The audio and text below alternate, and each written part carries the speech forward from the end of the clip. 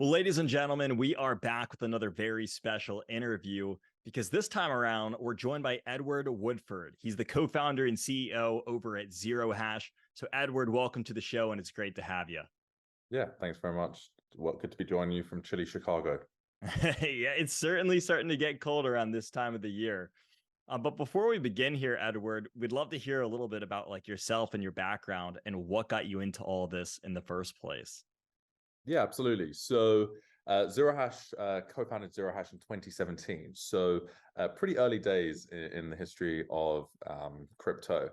Um, I bought my first Bitcoin actually from an ATM for a group that I interned for when I was doing my grad studies at MIT. And so it was early days, didn't get into it professionally. I did a startup prior to that that was around emerging commodities and emerging agricultural commodities specifically in the regulated space. And so in 2017, I said, okay, what skill set do I have? I understand complex spaces. I understand complex regulatory challenges. And specifically, I like to play in places that people self-select out of. And so founded the company, and we're now 170 people based globally. We're licensed in pretty much every state in the US. We're licensed as well globally, Australia, Brazil, upcoming shortly in the UK and the Netherlands. And, that's really just the ambition and drive, and viewing crypto more as a technology versus an asset class has meant that the business has evolved as this technology has evolved and as the adoption of this technology into different spaces has also evolved. Yeah, I think that's such a good point because we can't say it enough. But oftentimes, when people hear the word cryptocurrency, they immediately assume, like, oh, it's supposed to rival fiat and it's supposed to do everything that a fiat can. When in reality, a lot of cryptocurrencies, that's not their purpose. Their purpose isn't to be the next US dollar and the next world reserve currency. A lot of these projects and cryptos out there, I think that they're better referred to as a crypto asset as opposed to a cryptocurrency, because a lot of them are working for all these different missions and goals. And a lot of these projects have their own unique use case that they're kind of working towards and their own problems that they're trying to call. So I think that that's like a great point from your end. Yeah, I mean, look, I think even beyond just an asset, I mean, we call them protocols. I mean, Yeah. the way that we interact with the internet, the way that we interact with email, we don't talk about HTTP anymore, right? We very rarely talk about the Fed wire system, pay now. I mean, fintech geeks will, but largely Zero Hash is a B2B2C infrastructure provider. We serve as a whole range of groups, from groups that do view crypto more as a tradable asset, such as interactive brokers on the trading side, to groups who view crypto as a means of transfer, such as Stripe, for example, one of the largest payment platforms, leverages Zero Hash to offer cryptographic payments. And so that's how the business has evolved over time. Yeah, so I want to get the high level overview of what you're doing at Zero Hash because you mentioned Stripe, and I want to talk about everything that's happening with those partnerships and how you work with them. But I guess before we get into the meat and potatoes of that and do a deep dive, can you give us just like the high level overview of what you're doing over at Zero Hash and what kind of products and services you have to offer? Yeah, absolutely. So we are infrastructure that effectively enables groups to embed digital assets or cryptographic technology into their infrastructure within a couple of lines of code. And so we take on all of the regulatory burden associated with crypto assets, including all on-chain monitoring, all of the regulatory licensing. So in the US, typically crypto is deemed a transfer of value, and effectively we have to be licensed as a money transmitter. And so effectively what we do is we really strong technology which allows high throughput transactions, whether that's buying and selling crypto, whether that's using it as a transaction mechanism, using that as a deposit and withdrawal mechanism on chain. And we provide the APIs to enable groups to embed that infrastructure and build products on top. So for example, Stripe, one of the leading payments groups out there, not to talk for them, but they've disclosed this publicly. They think of the way that people interact with the web is changing. So people often talk about Web3, but what does that really mean? It means that the way that people interact with ownership on the web is changing. And so effectively now, if you look at, for example, Nike has NFTs. And that's to do with the ownership and origin of those shoes. These contracts are on chain. So how do you interact with an on-chain mechanism? And sometimes I use the analogy of, hey, when, for example, India became a huge market, you needed a bridge. The customer was in the US, the provider was potentially in India. You need that bridge. We're the bridge between, hey, the customer wants to pay in fiat, US dollar, swipe their credit card, use the exact same mechanism that they use today, but the seller, effectively in this case, a smart contract, needs a cryptographic mechanism, and we act as that bridge. And so we are a B2B2C provider. We have millions of end customers that we power through our APIs that customers access through groups like Stripe and Interactive Brokers and others. So essentially, these companies, whether it's like payment processors or anybody who works in money, even in the traditional finance space, they're basically saying, hey, we see the web changing and we want to take part in it. And then in comes Zero Hash, where you're able to kind of be this bridge. Is that right? Yeah, absolutely. So we power that bridge, or we power, for example, this is what I'm saying. Like the nomenclature around crypto is very broad, and so people all have their philosophical views about what this is. But for example, if you view there's going to be an upcoming Bitcoin and ETH ETF. I think we're pretty sure of that at this point. Yeah. People are viewing that as a store of value, and there's a ton of reasons why. It's a hedge against inflationary measures.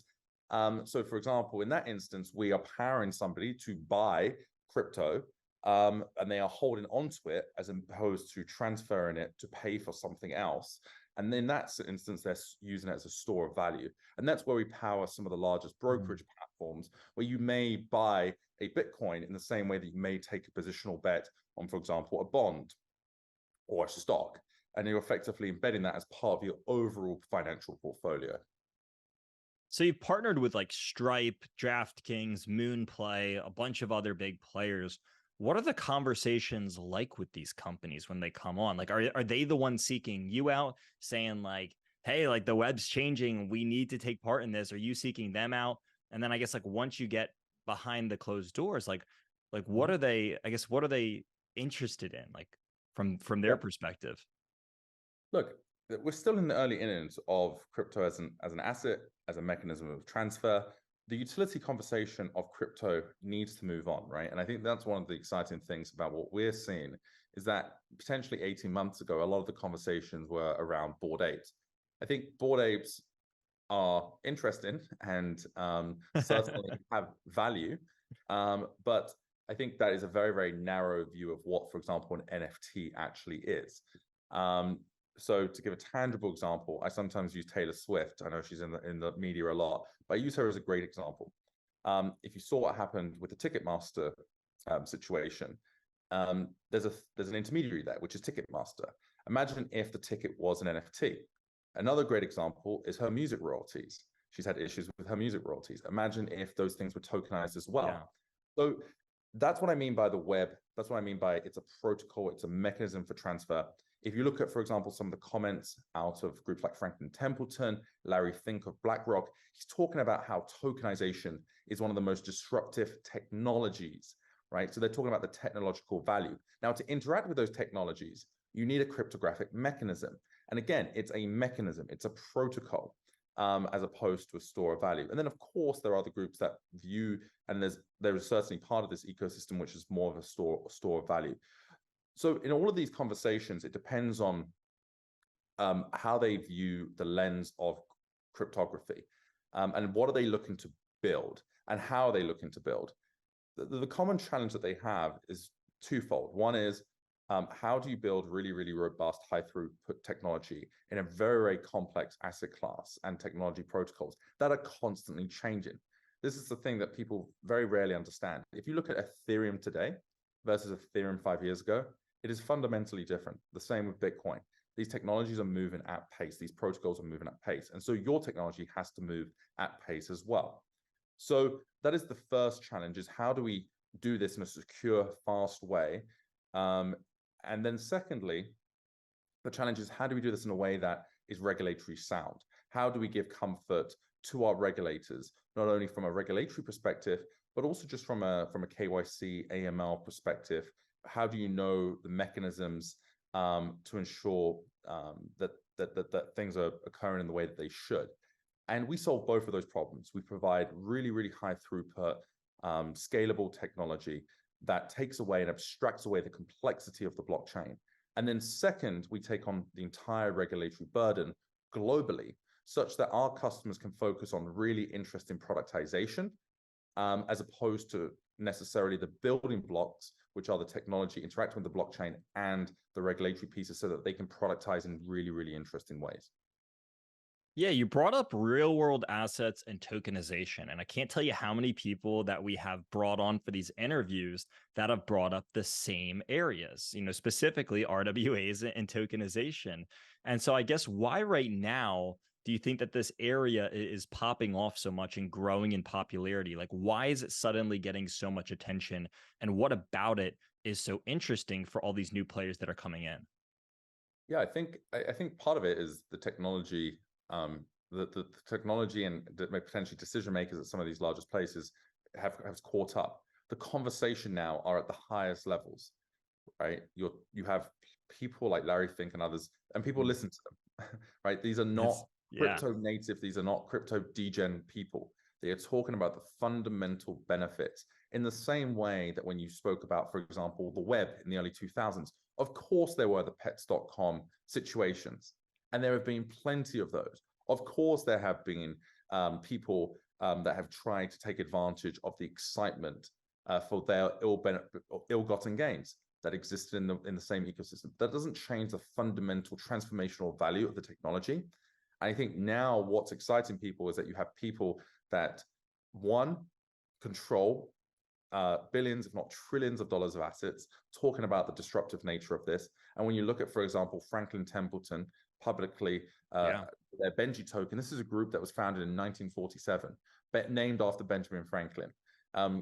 It's a publicly traded company. I think they're trading at close to $10 billion in value. That is fundamentally disruptive.